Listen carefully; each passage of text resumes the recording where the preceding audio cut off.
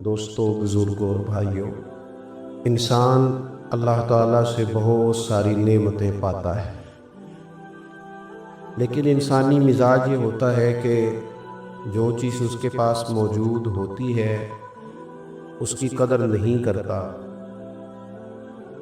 اور جو موجود نہیں ہوتی اس کا روز مطالبہ کرتا ہے۔ اللہ تبارک و تعالی اس کی ذات والی صفات بے نیاز ہے، اس کو ضرورت نہیں ہے لوگ اس کا شکر کریں یا اس کی تسبیح کریں یا اس کے لیے سجود کریں، وہ تو بے نیاز ہے۔ لیکن انسانوں کو جو بھی حکم رب کی طرف سے دیا جاتا ہے وہ انسانوں کے فائدے کے لیے دیا جاتا ہے۔ اللہ تبارک و تعالی نے ہمیں نعمتوں کا چرچا کرنے کا حکم دیا، فرمایا وَأَمَّا بِنِعْمَةِ رَبِّكَ فَحَدِّثْ، اپنے رب کی نعمتوں کا چرچا کرو، نعمتوں کا اظہار کرو۔ سب سے پہلی بات تو یہ ہے کہ جب انسان شکر کرتا ہے نا تو اس کی نعمتیں بڑھ بھی جاتی ہیں اور محفوظ بھی ہو جاتی ہیں۔ اللہ کریم نے فرمایا لَإِن شَكَرْتُمْ لَأَزِيدَنَّكُمْ، اگر تم شکر ادا کرو گے تو میں نعمتوں میں اضافہ کر دوں گا۔ اب یہاں مفسرین کرام نے ایک باریک بات لکھی ہے، وہ کہتے ہیں اضافہ ہوگا نا تو اضافہ اس چیز میں ہوتا ہے جو پہلے موجود رہے۔ تو شکر کرنے کے دو فائدے ہوئے کہ پچھلی نعمت محفوظ ہو جائے گی اور مزید رب کریم اس میں اضافہ فرما دے گا۔ شکر کا مزاج کرنے سے، پیدا کرنے سے انسان، پہلا فائدہ یہ ہوتا ہے کہ نعمتیں محفوظ ہوتی ہیں، ان میں اضافہ ہوتا ہے۔ دوسرا فائدہ یہ ہوتا ہے کہ جب آپ نعمتوں کا شکر ادا کرتے ہیں تو رب سے جڑتے ہیں، اللہ سے تعلق مضبوط ہوتا ہے۔ نعمتیں چونکہ رب کریم دیتا ہے، اور جب بندے اپنے مالک کا شکریہ ادا کرتے ہیں تو گویا وہ اپنے رب کی بارگاہ کے اندر عرض کرتے ہیں کہ مالک تو نے بڑی کرم نوازیاں فرما دی۔ تو اللہ کی بارگاہ کے قریب ہونے کا ایک ذریعہ شکر بھی ہے۔ تیسری بات، نعمتوں کا ذکر انسان کو سکون دیتا ہے۔ نعمتوں پر شکر کرنے سے انسان کا دل ٹھنڈا ہوتا ہے۔ جب ہم شکریہ ادا نہیں نہ کرتے تو پھر ظاہر ہے ہم خواہشات کرتے ہیں، میرے پاس یہ نہیں ہے، میرے پاس وہ نہیں ہے، مجھے فلاں چیز مل جاتی تو کیا ہی اچھا ہوتا، دیکھو فلاں کے پاس فلاں چیز ہے میرے پاس نہیں۔ یہ جتنی بھی چیزیں ہیں نا یہ بے چینی پیدا کرتی ہیں۔ ان باتوں سے انسان کی طبیعت میں تلخیاں پیدا ہوتی ہیں، یہ چیزیں اس کے لیے ہمیشہ تکلیف کا سامان ہوتی ہیں، چونکہ وہ بار بار جب یہ کہتا جاتا ہے تو مزاج شکوے والا بن جاتا ہے۔ شکوہ ہمیشہ تکلیف دیتا ہے اور شکر ہمیشہ سکون دیتا ہے۔ کوئی جتنے زیادہ شکوے کرے گا اتنا زیادہ الجھ جائے گا، اور جتنا زیادہ شکریہ ادا کرے گا اتنا زیادہ مطمئن ہوتا جائے گا۔ اس لیے نبی پاک صلی اللہ تعالیٰ علیہ وسلم نے فرمایا مومن ہر حال میں خیر میں ہے۔ یا رسول اللہ کس طرح؟ فرمایا مصیبت آئے تو صبر کر کے رب سے اجر لے لیتا ہے، اور نعمت ملے تو شکر کر کے اپنے رب سے اجر لے لیتا ہے۔ نعمتوں کا شکر بڑا ضروری کام ہے۔ اچھا، ہم نعمتوں کا شکر چونکہ ادا نہیں کرتے الا ماشاءاللہ، تو پھر معاشرے میں ماحول اس طرح کا پیدا ہوتا ہے کہ ہم جہاں ہم ہوتے ہیں وہ جگہ ہمیں سکون والی نہیں لگتی، اور جہاں کوئی اور ہوتا ہے وہ ہمیں بڑا اچھا لگتا ہے۔ کیوں کہ مزاج شکر والا نہیں، طبیعت شکوے والی ہے۔ او بھئی، جہاں میں بیٹھا ہوں، جس جگہ آپ سیٹ پر بیٹھتے ہیں، جس شعبے سے آپ کا تعلق ہے، جس جگہ آپ ڈیوٹی کرتے ہیں، یہ ہم اپنی مرضی سے تھوڑی بیٹھے ہیں، یہ تو اللہ رسول کے بٹھائے بیٹھے ہیں۔ تو جو جگہ اللہ رسول نے میرے لیے پسند کیا مجھے بھی تو پسند ہونی چاہیے نا۔ میں اکثر کہتا ہوں کہ جو خاندان رب نے چاہا اس میں مجھے پیدا کیا نا۔ بندے کی چوائس تو نہیں نہ ہوتی کہ یا اللہ مجھے فلانے قبیلے میں پیدا کر دے، خالص عطیہ الہی ہے نا۔ تو جو دادا جی اللہ نے میرے لیے پسند کیے ہیں مجھے خود بھی تو ان کو پسند کرنا چاہیے نا۔ جو چاچا جان، جو ماموں جان، جو ننیال ددیال والے اللہ نے میرے لیے پسند کیا، کس بات کا شکوہ کہ میرے فلانے رشتہ دار ٹھیک نہیں تو فلانے ٹھیک نہیں تو فلانا غلط ہے؟ یہ تو طبیعت کو بے چین کرنے والی بات۔ او بھائی رب کریم نے جو میرے لیے چاہا. میں اپنے دوستوں سے ایک بات اکثر کرتا ہوں, میں کہتا ہوں کہ زندگی میں سکون لینا ہے تو اپنی سوچ اس طرح کی بناؤ. میری سوچ اس طرح کی ہے, جس طرح کے ماں باپ اللہ نے مجھے دیے ہیں شاید کسی کو نہیں ملے, جس طرح کے استاد رب کریم نے مجھے دیے شفقت کرنے والے شاید کسی کو نہ ملے, جس طرح کے مرشد اللہ نے مجھے عطا فرمایا شاید کسی کو نہ ملے, جس طرح کے شاگرد اور جس طرح کے سالکین طریقت محبت کرنے والے دوست مرید احباب مجھے ملے کسی کو نہیں مل سکتا. آپ اپنی زندگی میں یہ مزاج پیدا کریں گے, چیزیں شکر لاتی ہیں زندگی, یہ شکر لاتی ہیں. اللہ کی جتنی بھی نعمتیں ہیں, جتنی بھی نعمتیں, دیکھیں نا حضرت سعدی شیرازی کوئی جوتا اٹھا کے لے گیا تھا مسجد سے, تو جوتا اٹھانے والے تو اٹھا ہی لیتے ہیں, اور موبائل لے جانے والے بھی موبائل, لیکن موبائل لے کے جا سکتے ہیں, تعلقات نہیں لے کے جا سکتے. موبائل لے کے جا سکتے ہیں, آپ کی آواز چھین کے نہیں لے جا سکتے. وہ غلط فہمی کا شکار ہوتے ہیں کہ ایک چیز ہم نے لے لی, بھئی بہت ساری چیزیں آپ کی رسائی نہیں, آپ جا ہی نہیں سکتے وہاں تک. بھائی حضرت سعدی شیرازی کا نا کوئی جوتا اٹھا کے لے گیا مسجد سے, تو آپ کا خادم کہنے لگا بڑا ہی بھئی کوئی نالائق آدمی ہے جو حضرت شیخ کا جوتا اٹھا کے لے گیا. تو حضرت ہنس پڑے, کہنے لگے جوتا ہی لے گیا ہے نا, کہیں پیر تو نہیں نہ لے کے گیا, پیر سلامت ہے تو اللہ تعالیٰ جوتا اور بھی عطا کرے گا. ہم نا یہ مزاج پیدا کر لیں تو زندگی میں شکر آ جائے, ٹھہراؤ آ جائے, سکون آ جائے. اللہ کی جتنی نعمتیں ہمارے پاس ہیں کبھی ایک ایک پہ غور کرو. صرف دانت میں درد ہو جائے تو سارا وجود تکلیف میں, صرف آنکھیں اگر تھوڑی اذیت میں آ جائے تو سارا وجود تکلیف میں. ایک بخار ہی چڑھ جاتا ہے, بچوں کو بھی بندہ قریب نہیں آنے دیتا, کوئی چیز اچھی نہیں لگتی.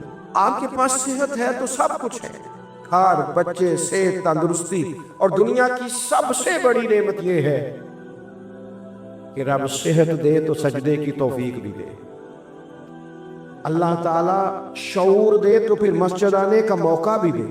یہ بہت بڑی مالک کی توفیق ہے میرے عزیز. یہ ساری نعمتیں ہیں, اور صحیح بخاری میں موجود ہے کہ رسول پاک علیہ السلام بھی اللہ کی نعمت ہے. لَقَدْ مَنَّ اللَّهُ عَلَى الْمُؤْمِنِينَ إِذْ بَعَثَ فِيهِمْ رَسُولًا. رب فرماتا ہے مومنو میں نے تمہارے اوپر احسان کیا ہے, تمہیں اپنا رسول عطا فرمایا ہے. میں نہیں کرتا کوئی تفسیر اس آیت کی, میں کسی مفسر کا قول آپ کے سامنے نہیں رکھتا. خدا را میری ملت کے جوانوں, یہ قرآن مجید کی آیت محکم ہے, کوئی متشابہات میں سے نہیں ہے, محکم ہے, واضح ہے.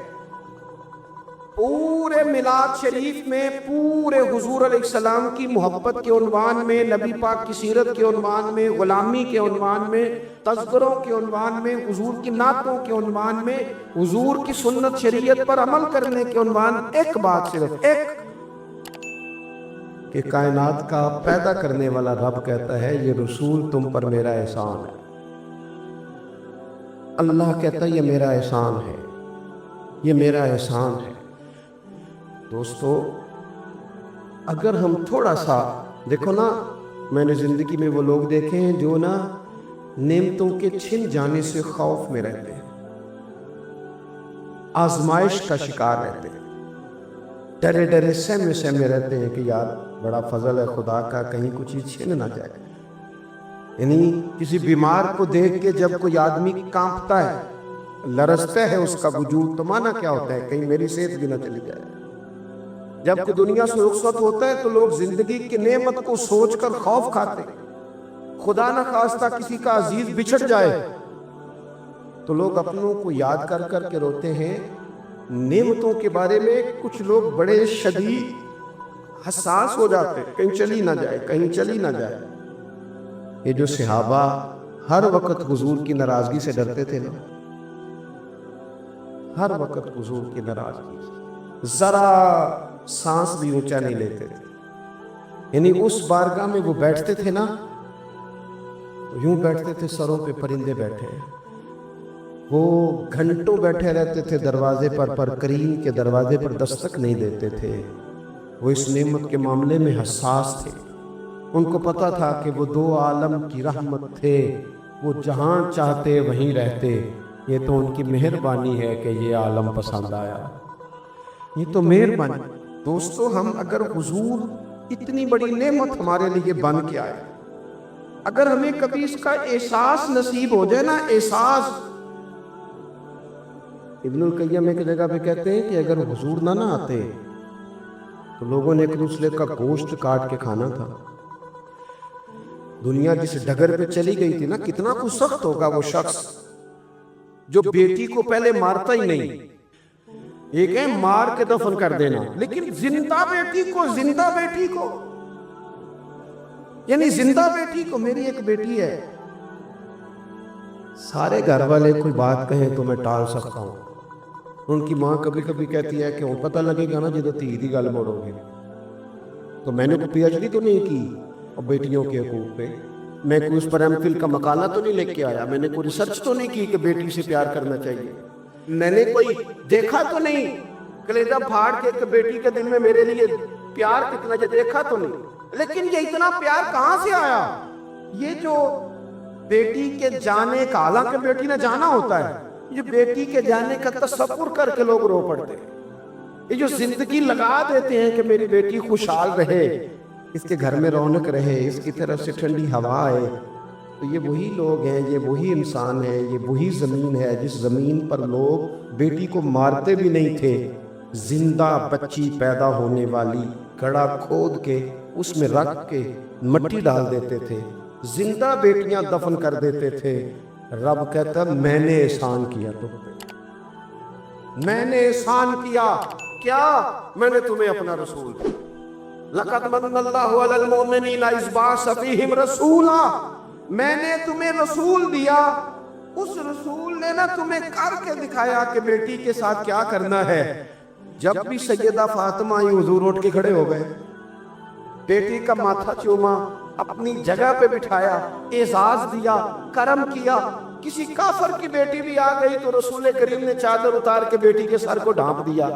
رسول پاک کے گھر میں بہن آ گئی، رضائی بہن، تو محبوب نے ساری ازواج سے کہا جو جو تمہارے گھروں میں اکٹھا کر کے لے آؤ، جو ہے لاؤ سارا اکٹھا کر کے، اس لیے کہ میری بہن آئی ہے۔ پھر میرے قریب نے فرمایا اگر تو کہے تو تیرے لیے مدینے میں گھر نہ بنا دوں، تو یہیں رہ جانا، یہیں رہ جا۔ تو حضرت فیما عرض کرنے لگی نہیں حضور میں نے واپس جانا ہے۔ فرمایا جاؤ۔ عرض کرنے لگی بڑی سخت جنگ کر کے میرے قبیلے کو گرفتار کیا گیا ہے، سخت جنگجو ہیں، انہوں نے بڑی لڑائی کی ہے، بڑی مخالفت کی ہے دین کی، لیکن حضور اگر میں کہوں گی میں آپ کی رضائی بہن ہوں، میں اگر کہوں گی تو میرا سارا قبیلہ چھوڑ دیں گے؟ حضور نے فرمایا تو کہہ میں ابھی جوڑ دیتا ہوں۔ چھوڑ دیا تیرا سارا۔ یہ کہاں سے آئی لطافتیں، یہ حسن، یہ توانائی، یہ شوق؟ مالک کہتا ہے تم نہیں بدل سکتے تھے، یہ میں نے احسان کیا، میں نے تمہیں اپنا رسول عطا فرمایا، تمہیں میں نے اپنا نبی دیا، اس نے تمہارا تزکیہ کر دیا، تمہارا باطن دھو ڈالا، میل کچیل اتر گئے۔ کما ارسلنا فیکم رسولا منکم یتلو علیکم آیاتنا ویزکیکم، انہوں نے قرآن پڑھ پڑھ کے تمہارا تزکیہ کر دیا، باطن دھو ڈالے۔ یہ محبتیں سینہ بسینہ آ رہی ہیں۔ حضور نے ایسا تزکیہ کیا ہے کہ اب دلوں میں شوق اور طرح کے ہیں، درد اور طرح کے ہیں، باتیں اور طرح کی۔ غلام بڑا مشکل کام ہے، غلام بننا۔ یہاں تو ملازمت مشکل ہے، جس کے ساتھ آپ نے باقاعدہ کمٹمنٹ کی ہوتی ہے نا، صبح 8 بجے سے 4 بجے تک کی، اور آپ کی چیزیں طے ہوتی ہیں، وہاں بھی ڈیوٹی کرنا بڑا لوگ مشکل کر دیتے ہیں۔ بعض افسران کی اخلاقی پوزیشن اللہ ماشاءاللہ اس طرح کے بڑے بڑے اچھے بھی ہوتے ہیں، لیکن بعض کس طرح کی ہوتی ہے کہ بندہ گھٹن کا شکار ہو جاتا ہے کہ جاؤں کہاں۔ یہ تو ہے صرف آپ اور آپ اس میں بالکل آزاد ہوتے ہیں، سویرے فارغ ہو جائے، نہیں آتا میں یہ میرا ریزائن رکھو، آپ فارغ ہیں۔ لیکن جب لوگ غلام بنتے تھے، غلام انہیں خرید لیا جاتا تھا، غلاموں کو مارا جاتا تھا تو کوئی ان کا درد محسوس نہیں کرتا تھا، وہ کاٹ ڈالا جاتا تھا تو کوئی درد محسوس نہیں کرتا تھا، درے لے کر جتنے دل کرتا آقا مارتا کو پوچھنے والا نہیں تھا۔ یہ دیکھو نا حالات بدل گئے، سیلاب تو آیا یہاں سے 5 گھنٹے کے فاصلے پر، لیکن یہاں میں نے لوگوں کو روتے دیکھا، آنکھوں میں آنسو دیکھے، بیٹیوں کو کہا، بیٹیاں کہنے لگیں ہمارے جہیز کا سامان لے جاؤ، دے دو سیلاب والوں، مائیں کہنے لگیں کہ یہ بالیاں کس کام کی ہیں اگر حضور کی امت کے کام نہ آئیں، لے لو، میں نے خیرات. تڑپ گئے لوگ، وہ پردیس کاٹنے والے، اوورسیز پاکستان، وہاں بیٹھ کر انہوں نے کہا ہماری رقوم لو، تقسیم کرو ان لوگوں کے بھی. یہ درد کہاں سے آیا؟ رب کہتا ہے میں نے احسان کیا ہے تمہیں رسول عطا فرمایا، یہ میں نے احسان کیا ہے تمہارے باطن پھیر دیے. کتنی کو نیکیاں کر سکتے ہیں ہمیں تو سونا بھی، ہمیں تو کھانا بھی، ہمیں تو سفر بھی کرنا، ہمیں تو گپ شپ بھی لگانی. اور پچھلی امتوں کی عمریں کتنی ہوئی؟